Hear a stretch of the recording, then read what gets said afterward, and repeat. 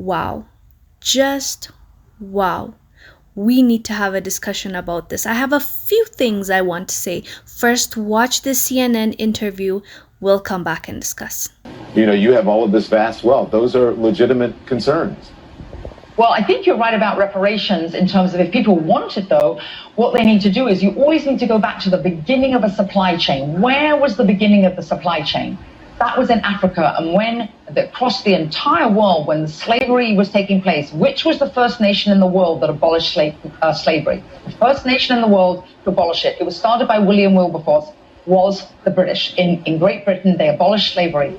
2,000 naval men died on the high seas trying to stop slavery. Why? Because the African kings were rounding up their own people. They had them on cages waiting in the beaches. No one was running into Africa to get them. And I think you're totally right. If reparations need to be paid, we need to go right back to the beginning of that supply chain and say who was rounding up their own people and having them handcuffed in cages. Absolutely. That's where they should start. And maybe, I don't know, the descendants of those families where they died in the high seas trying to stop the slavery, that those families should receive something too, I think, at the same time. Oh my God. Like, I can't even explain to you what I felt when I watched this clip. Nowadays, they're not even trying to hide their intention. Like, you see this and you understand what is really going on, what they're trying to do. Before we get to that, I want to remind you an African proverb. This proverb explains exactly what is going on. The African proverb goes, "Until the lion learns how to write, every story will glorify the hunter."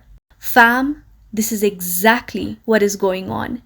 This lady is trying to rewrite history. She literally sat down on CNN, on network television, and she said that the African kings were waiting on selling their own people in cages. Like this happened all over Africa. Like every king sold their own people. Like every country willingly sold their own daughters and sons. Really? Really, woman? And you know what got to me more than what she said?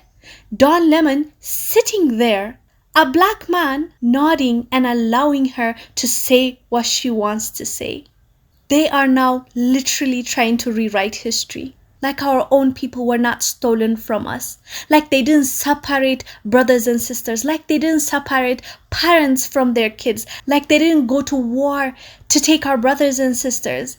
Like they didn't destroy cities and villages to take the strongest that they can find so that they can build their own new world. Like we don't know about what King Leopold II did, killing over 10 million Africans. Like we don't know about what the British has done in Kenya, in South Africa, in Zimbabwe. Are they being serious right now? This is the narrative they want to push on us. But you know what this reveals?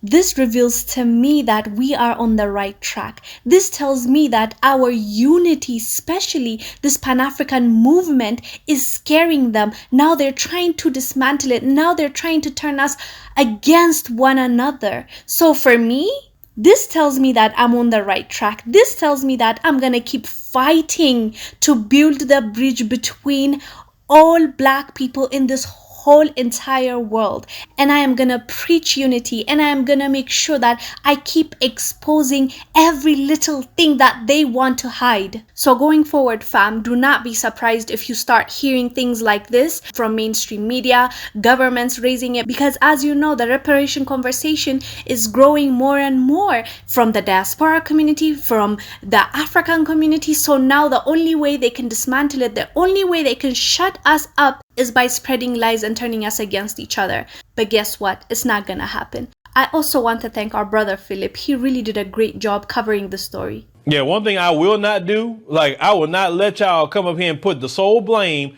of slavery on Africans. That's just not gonna happen. I refuse for it to happen. Because that's a freaking lie. It's a lie from the pit of hell. As I said earlier, we should not allow their old tactics to work on us. It has worked on us for far too long. There's tribalism because of them. The African continent is divided into how many pieces because of them. It's not gonna happen again because we've had enough. Anyways, fam, let me know down below what your thoughts are about this. And also, this actually inspired me to do more videos on history and what has happened and dissect everything that we have been told and everything that is being pushed on us. Because if we don't do that, we're going to be programmed into hating our own. Anyways, fam, as I said, let me know down below. We'll see you on the next one. Stay blessed. Bye.